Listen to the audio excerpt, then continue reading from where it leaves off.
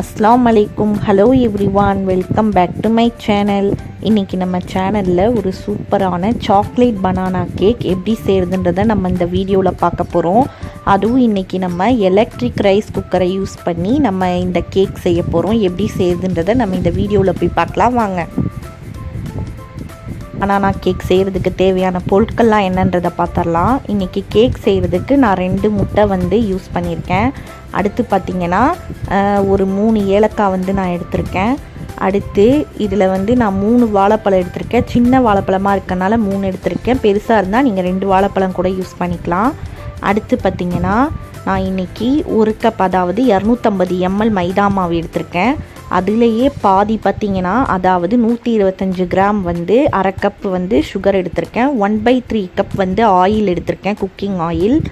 அடுத்து ஒரு 1/4 கப் போல் தண்ணி எடுத்திருக்கேன். ஒரு டேபிள் ஸ்பூன் போல் baking powder, 1/2 tablespoon baking soda, 2 tablespoon போல் கொக்கோ பவுடர் எடுத்திருக்கேன். இப்போ நம்ம எப்படி செய்கிறதுன்றதை பார்த்துடலாம். ரெடி பண்ணணும். அதுக்காக நம்ம எடுத்து வச்சுருக்க முட்டையை நம்ம மிக்ஸி ஜாரில் சேர்த்து உடச்சி ஊற்றிடலாம். அது கூடயே நம்ம எடுத்து வச்சுருக்க ஆயில் நம்ம சேர்த்துடலாம். அப்புறம் நம்ம எடுத்து வச்சுருக்க வாழைப்பழத்தை சின்ன சின்னதாக கட் பண்ணி நம்ம மிக்ஸி ஜாரில் சேர்த்துடலாம்.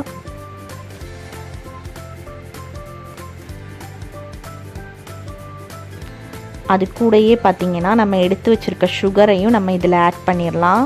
அப்புறம் வாசனைக்காக 3 ஏலக்காய் நம்ம இதில் சேர்த்து நல்லா இதை அரைச்சி எடுத்துகிட்டு வந்துடலாம். வாழைப்பழம் முட்டை கலவையை நம்ம வேறு ஒரு பவுலுக்கு ட்ரான்ஸ்ஃபர் பண்ணிடலாம். அதுக்கு மேலே ஒரு சலிக்கிற சல்லடை வச்சு நம்ம எடுத்து வச்சுருந்தோம் இல்லையா, அந்த 1 கப் 250 ml மாவு மைதா மாவை நம்ம இந்த சல்லடையில் சேர்த்துடலாம்.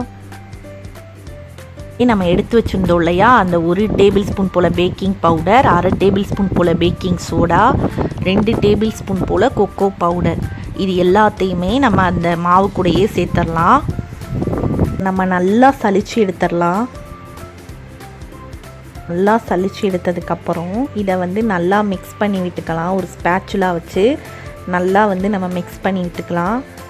ஒரு ஃபோல்டிங், ஒரு கட்டிங், அந்த மெத்தடில் நம்ம மிக்ஸ் பண்ணால் ஈஸியாக மிக்ஸ் ஆயிரும். மாவை ஸ்பேச்சுலா வச்சு ஒரு ஃபோல்டிங், அப்புறம் நடுவில் ஒரு கட்டிங், அப்புறம் ஒரு ஃபோல்டிங், நடுவில் ஒரு கட்டிங், இந்த மெத்தடில் நம்ம மிக்ஸ் பண்ணோன்னா ஈவனாக நல்லா மிக்ஸ் ஆயிரும் அந்த கேக் பேட்டர். இந்த மெத்தட்லேயே நீங்கள் மிக்ஸ் பண்ணுங்கள். கொஞ்சம் திக்காக இருக்க மாதிரி இருந்துச்சு. ஸோ நம்ம எடுத்து வச்சுருந்த தண்ணியில் ஒரு 2 டேபிள் ஸ்பூன் போல் தண்ணி மட்டும் சேர்த்து நான் மிக்ஸ் பண்ணி விட்டேன். இப்போ நமக்கு கேக் பேட்டர் கரெக்டான கன்சிஸ்டன்சியில் ரெடியாக இருக்குது. கேக் செய்கிறதுக்கு ஒரு சில்வர் பாத்திரம் தான் யூஸ் பண்ணியிருக்கேன். நீங்கள் கேக் டின் தான் யூஸ் பண்ணணுன்னு கிடையாது. இந்த மாதிரி வீட்டில் இருக்க பாத்திரம் வச்சு நீங்கள் சிம்பிளாக செய்யலாம். நான் அதில் கொஞ்சமாக ஆயில் அப்ளை பண்ணி எல்லா இடத்துலையும் நல்லா ஸ்ப்ரெட் ஆகிற மாதிரி சுற்றிலும் நல்லா ஸ்ப்ரெட் பண்ணி விட்டுக்கிறேன். அப்போ தான் கேக் நமக்கு ஒட்டாமல் வரும். பார்த்திங்கன்னா நான் பட்டர் பேப்பர் வைக்கிறேன். அதுக்கு மேலேயும் கொஞ்சமாக ஆயில் அப்ளை பண்ணி நம்ம ஸ்ப்ரெட் பண்ணி விட்டுடலாம். பட்டர் பேப்பர் கண்டிப்பாக யூஸ் பண்ணணுன்னு கிடையாது. நீங்கள் இதுக்கு பதிலாக நீங்கள் மைதா மாவு கூட அதில் போட்டு நீங்கள் நல்லா சுற்றிலும் நல்லா ஸ்ப்ரெட் பண்ணி விட்டாலும் உங்களுக்கு கேக் நல்லா ஒட்டாமல் வரும். அந்த கேக் பேட்டரை நம்ம இந்த பாத்திரத்தில் சேர்த்துடலாம். மாவு சேர்த்ததுக்கப்புறம் இந்த மாதிரி தட்டி விட்டுறலாம். அப்போ தான் ஈவனாக கேக்கு குக் ஆகும். இதுக்கு மேலே நான் கொஞ்சமாக வால்நட்ஸ் எடுத்து வச்சுருந்தேன், அதை நான் சேர்த்துக்கிறேன். இது சாப்பிடும்போது கடிப்பட்டுக்கிட்டு நல்லாயிருக்கும், அதுக்காக நான் சேர்க்குறேன். இது ஆப்ஷனல் தான், நீங்கள் விருப்பப்பட்டால் சேர்த்துக்கலாம், இல்லைனா ஒன்றும் பிரச்சனை இல்லை. இதுதான் எலக்ட்ரிக்கல் ரைஸ் குக்கர். இந்த குக்கர் யூஸ் பண்ணி தான் நம்ம இன்றைக்கி கேக் செய்ய போகிறோம். மோஸ்ட்லி இப்போலாம் வீட்டில் ரைஸ் இந்த குக்கர் யூஸ் பண்ணி தான் செய்கிறாங்க.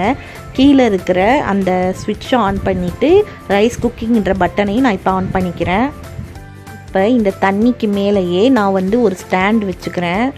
இப்போது இந்த தண்ணி நல்லா கொதிக்கிற வரைக்கும் நம்ம வெயிட் பண்ணணும். நல்லா கதன்னு கொதிக்கணும், அது வரைக்கும் நம்ம வெயிட் பண்ணலாம். இப்போ நம்ம ஓப்பன் பண்ணிடலாம். ஒரு 5 மினிட்ஸில் தண்ணி பார்த்திங்கன்னா நல்லா கதன்னு கொதிக்க ஆரம்பிச்சிருச்சு. தண்ணி நல்லா கொதிச்சதுக்கப்புறம் நம்ம ரெடி பண்ணி வச்சுருக்க அந்த கேக் பேட்டரை உள்ளே சேர்த்துடலாம். அதுக்கு மேலே ஒரு மூடி போட்டு மூடிடலாம். இன்றைக்கி நம்ம எலக்ட்ரிக் ரைஸ் குக்கர் மூலயமா ஆவியில் வேக வச்ச கேக் தான் நம்ம இன்றைக்கி ரெடி பண்ண போகிறோம். இது ரொம்ப ஹெல்த்தியும் கூட. இப்போ இதுக்கு மேலே ஒரு மூடி போட்டு மூடி நம்ம குக் பண்ணி எடுத்துக்கலாம். ஏன்னா இல்லை ரைஸ் குக்கிங் அப்படின்ற ஆப்ஷனில் இருக்குது. இப்போ இது நல்லா குக் ஆனதுக்கப்புறம் கீப் வார்ம் அப்படின்ற ஆப்ஷனுக்கு வரும். இப்போ நம்ம கீப் வார்ம் அப்படின்னு வர வரைக்கும் நம்ம வெயிட் பண்ணலாம். ஒரு 55 மினிட்ஸ் ஆயிடுச்சு. இப்போ கீப் வார்ம் அப்படின்ற ஆப்ஷனுக்கு வந்திருக்கு. இப்போ நம்மளுடைய கேக் வந்து ரெடி ஆயிடுச்சுன்னு அர்த்தம். இப்போ நம்ம ஓப்பன் பண்ணி பார்த்துடலாம் நம்ம கேக் எப்படி ரெடி ஆயிருக்குன்னு. இப்போ நம்ம ஓப்பன் பண்ணிடலாம். வாவ், நம்மளுடைய கேக் ரொம்ப ஃப்ளஃபியாக சூப்பராக ரெடியாக இருக்குது. பார்க்குறதுக்கே எவ்வளோ அழகாக இருக்குல்ல. சாக்லேட் பனானா கேக் ரொம்பவே சூப்பராக வந்து ரெடி ஆயிடுச்சு. இப்போ நம்ம இதை வேறு ஒரு பிளேட்டுக்கு ட்ரான்ஸ்ஃபர் பண்ணிடலாம்.